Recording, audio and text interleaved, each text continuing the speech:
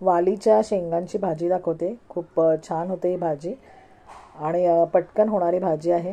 याच्यामध्ये मी मिरच्या घेतल्या आहेत, कांदा, बटाटा, टोमॅटो घेतले आहेत। वालीच्या शेंगा चिरून एकदा मी शिजवून घेतलेल्या आहेत। लाल तिखट, गरम मसाला, त्याच्यानंतर थोडंसं गोडा मसाला घेतलेला आहे आणि तुम्ही बघत असाल मीठ आहे,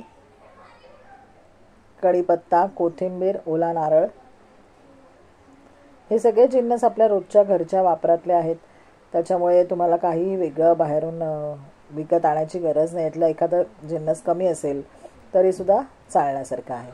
कढईमध्ये तेल तापत ठेवलं आहे आणि त्याच्यामध्ये मोहरी घातली। मोहरी तडतडल्यावर हिंग घातलेला आहे। ही भाजी खूप छान लागते। जे कोणी या शेंगा खात नाही ते सुद्धा मुलं आवडीने या शेंगा खातात, कारण याच्यामध्ये बाकी जिन्नस पण आहेत। कढीपत्ता आणि हळद घातले।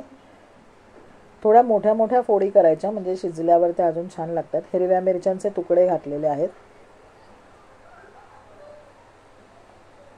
कांदा, बटाटा, टोमॅटो जे आपण असं फोडी करून घेतलेल्या होत्या किंचित मोठ्या, तर त्या सगळ्या टाकल्यात एकदम परतवण्यासाठी। आणि शेंगा शिजल्यामुळे भाजी पटकन होते। एकदा का बटाट्याला वाफ भरली किंवा कांदा, बटाटा, टोमॅटो हे थोडेसे शिजले की त्याच्यानंतर आपण परतवलेल्या शेंगा घालणार आहे। अगदी 10 मिनिटात होणारी भाजी आहे। आणि आता याच्यामध्ये आपल्याला बाकी मसाले घालायचे। तुम्ही बघितलं असेल तर शेंगा घातल्या ज्या शिजलेल्या आहेत,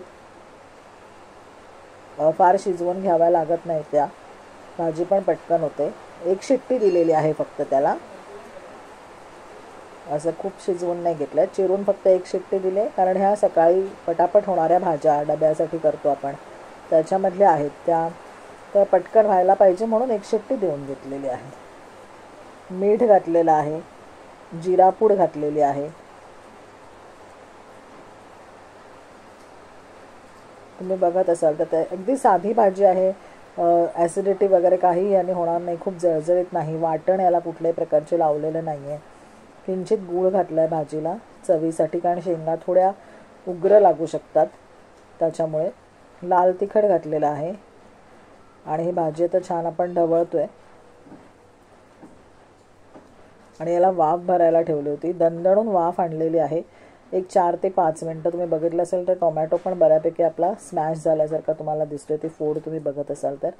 बटाटा चांगल्या पद्धतीने शिजलेला आहे आणि आपली ही भाजी तयार आहे। तर ही भाजी पटकन डब्यासाठी तुम्ही करू शकता। वरून गार्निशिंगला कोथिंबीर आणि नारळ।